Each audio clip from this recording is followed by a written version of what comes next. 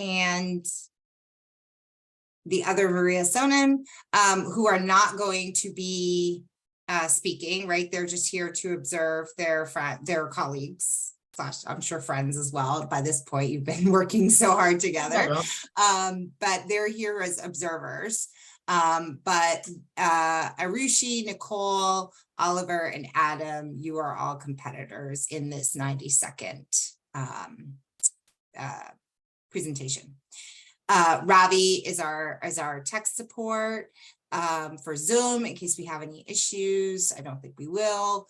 And Michelle Castle is a co-judge.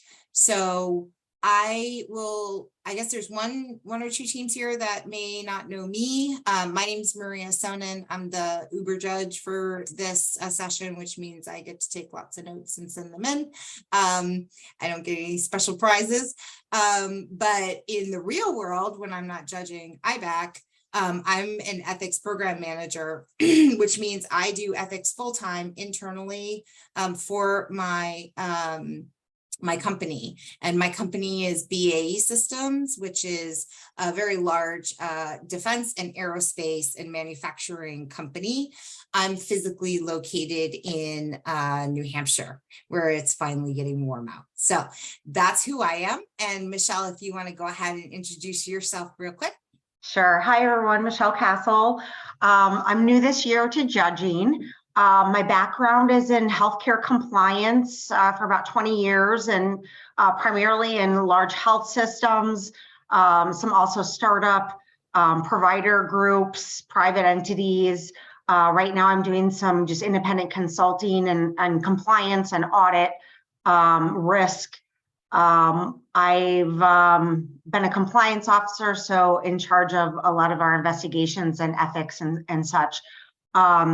So I have my experience pales in comparison to Maria's from an ethics standpoint, but I'm hoping that I can bring you some, provide some practical experience. I've worked on a lot of boards and I've reported to a lot of boards and been in your situation. So it's always easier to nitpick on someone else. So I just remember that this is a really amazing opportunity. I've been really impressed with all of the groups, and you guys should be proud of yourselves.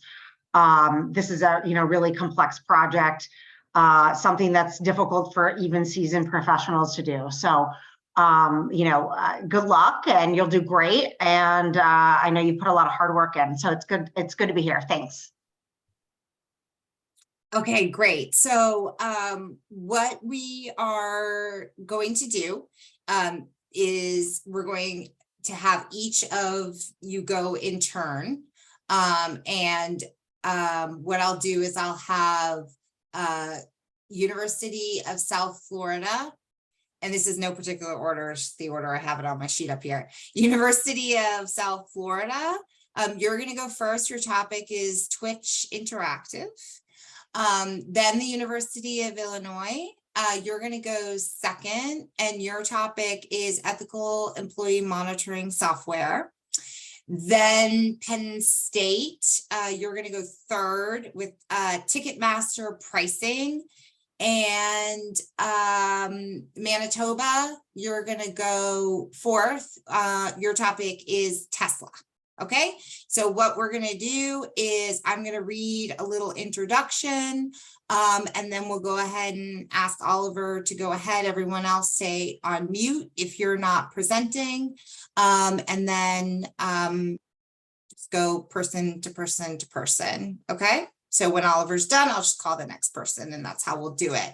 At the end of it, there's not going to be any Q&A. We can certainly stay on for a few minutes if, we can give you guys feedback. We can answer any questions you have.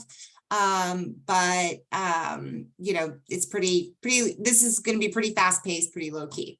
Okay, so here are the instructions I have to read for your 90-second presentation. Imagine that you are an employee of the company whose case you have been studying. You're in a meeting in which people are discussing the issue. However, no one has brought up ethics. There's a pause in the conversation.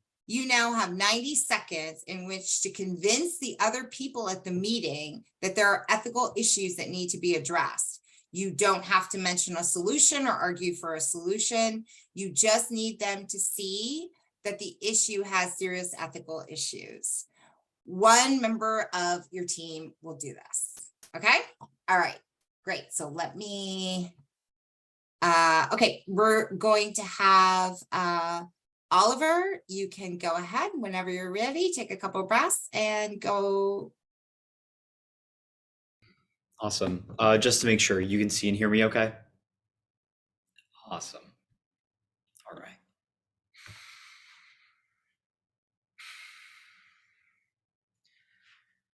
My fellow colleagues, the vulnerabilities and endangerments that threaten Twitch's younger demographics pose a uniquely palpable problem towards Twitch's dominant billion-dollar profit machine and the backbone of our platform, streaming and content creation. In 2022, Bloomberg documented how children who bypassed our lackluster age verification systems were asked on stream to perform lewd or explicit acts on camera and engage in conversations that are inappropriate and actively endanger their lives. But instead of taking aggressive initiative, like implementing stricter age and identity verification systems and better monitoring content exposed to younger demographics and the mediums that leave those audiences vulnerable to predation, Twitch failed to take substantial action. It is clear that we are at a crossroads. Will we continue to sit on our hands or begin to actively and effectively tackle the vulnerabilities that exist on Twitch? Or will we maintain the status quo of incredulously sitting back, watching as our users are left vulnerable, endangered, and harmed?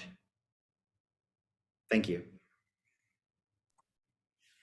Thank you, Oliver. Okay, so now we have Irushi. Yes, that's me. All right. Whenever you're ready, take a moment, whenever you're ready. Thank you.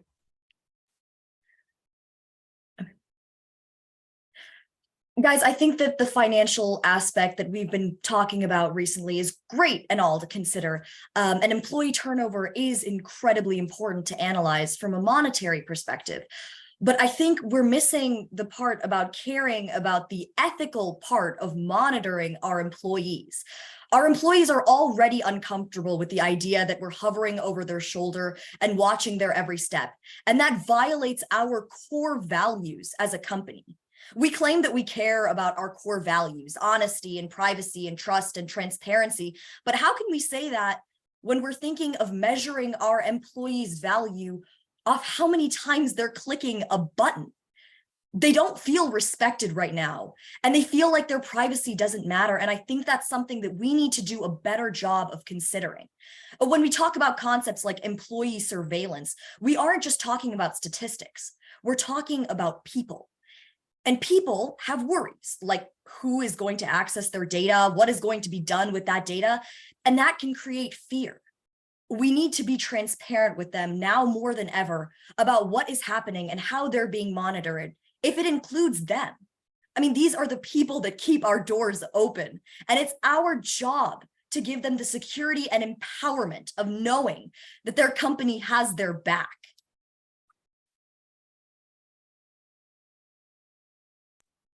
Thank you. That was great. Alrighty. And so next is Ticketmaster pricing. Adam, is that you? Yep, that's me. Okay, fabulous. So take a moment, take a couple breaths and just. Hey, y'all, do you mind if I chime in real quick? I understand that what our company has been doing so far has been very profitable, the way we've been charging our fees. But if we go down the same path, where we keep creating this lack of transparency with our fees, and we keep creating this lack of control with our artists so they can control the amount of fees that we're charging, we're going to lose. think about it this way, right? Our fans and our artists, they have these rights, these things that we as a company need to uphold in order to keep them as our customers. And currently we're violating those rights. With our fans, we are creating this deceptive practice around hidden and lack of upfront fees, which is causing them to file lawsuit after lawsuit against our company. And our artists, they've been not able to control the prices of fees that have been charged to their fans, the ones that they're selling tickets for their concerts. And as a result, they've turned their entire fan bases against our company. Now think about it this way, that our company, Ticketmaster, was founded on this value of trust to create this reliable and trustworthy market that could be distributing tickets to fans to realize their dreams of seeing their favorite artist in concert. And if we throw that value out the window, where are we as a business? If we don't have this trustworthy platform, our fans and our artists aren't going to keep working with us. I understand in the short term, yes, if we are less transparent with our fees and do these other things, we are going to lose money. But in the long term, if we keep this up, we are no longer going to be able to keep and retain our fans and our artists, and we're going to lose to our competitors and not be the dominant player that we are today. Thanks. Okay, great. Thank you. All right. Tesla, Nicole, is that you? Yeah. Okay, great. Take a moment and whenever you're ready. I have a quick question. Would I be able to set the scene, like a little bit more about the context quickly? Sure. Yeah. Go ahead. Included in my 90 seconds. I'm sorry. Is it not included in my 90 seconds? Well, it depends on how long you're going to set the scene for. It's just then it's that's really fine. quick. That's fine. Yeah, no problem.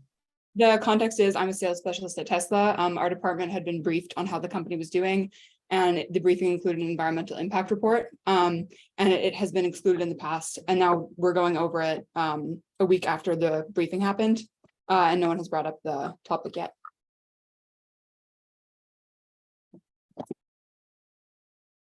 I don't mean to overstep, but if I'm being honest, I'm completely heartbroken over this recent update on our carbon emissions relating to lithium battery production.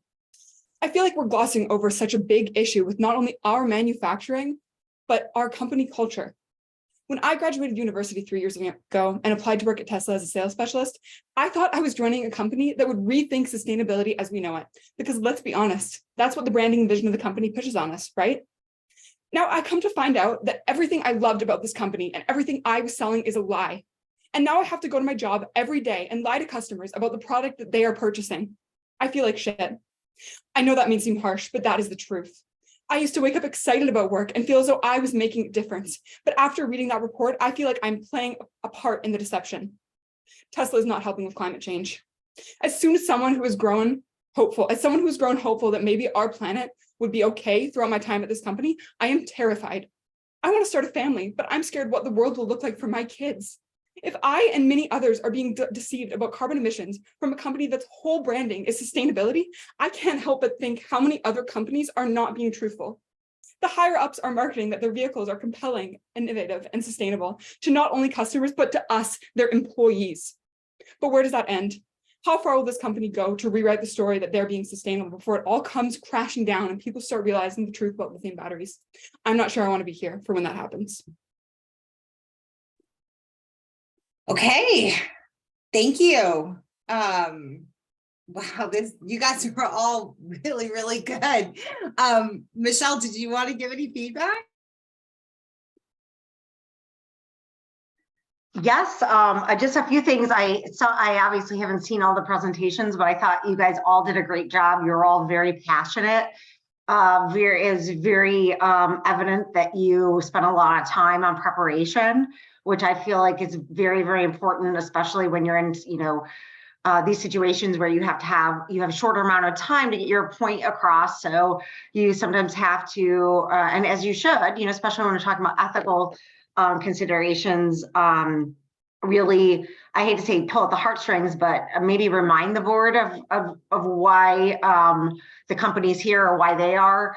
They're busy. I'm sorry if you've heard this yet today, but board members are busy, so it's nice to remind them and focus them. So I like when you talk about and quote the mission statement right away to tie your arguments to the organization, to the board members, reminding them, kind of refocusing, this is what we're looking at today.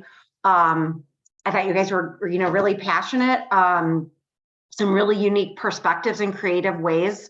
I'm just really impressed. I thought you guys did a really great job. I fully followed such a short presentation without seeing a lot of the background information, which is obviously an important skill to be able to distill down that amount of information and really appeal and have more of a conversation. A couple of you had really great, I think, appealing to using your facts and figures, but also being in a very genuine and conversational mode as well.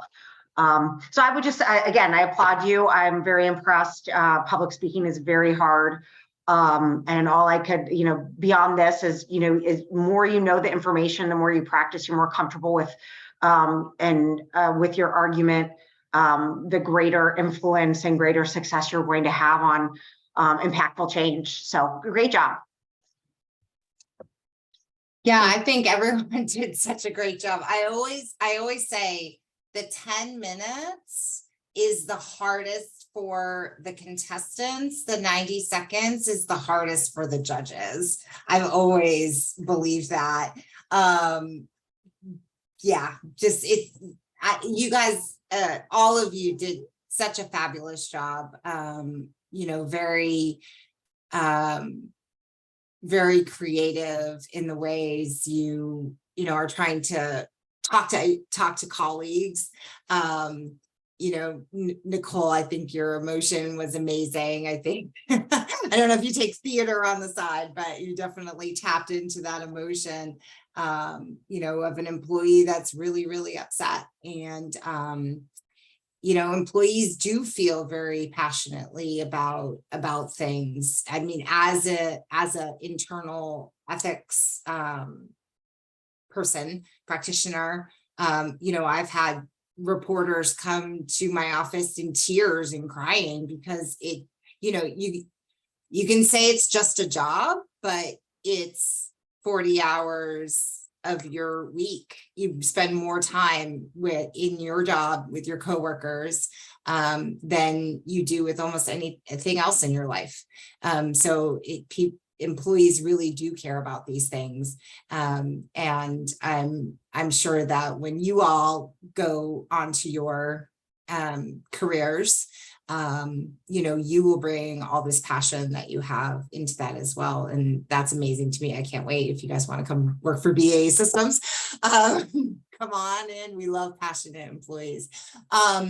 I really have no, constructive feedback to give. All of you took the instructions very seriously, talked about the ethical issues, all of you that tied it back to the company in some way, the values, the mission, the culture, super, super important. So I really don't have anything else to say except fabulous jobs to each of you. And, like I said, the 90 seconds is the hardest to judge. I find that all the teams do a great job on the 92nd. And, we have to put it in some kind of order, but, don't take that as really meaning that much, because I think you all deserve first prize. You guys did great. I would agree. Do you have any questions or anything that you wanted to talk to us about or ask us? I just wanted to say thank you so much for coming out and judging us. It was a lot of fun. So thank you for all the hard work. Yeah, no problem. It's our pleasure. We love it. We do it every year. All right, well, why don't we do this, Ravi, if it's okay with you, if you can leave it open with Michelle and I, and then we'll thank all the contestants. Thank you so much. It's Friday, and I think you're all done. You've done 30, 10, and 90 seconds. So go. We went over happy hour, so I know it's happy hour. You guys are gonna go out. Go out and have at least relax. Yeah. Relax. Great job, guys. Yeah. Great job. You all did fabulously. Thank you so much.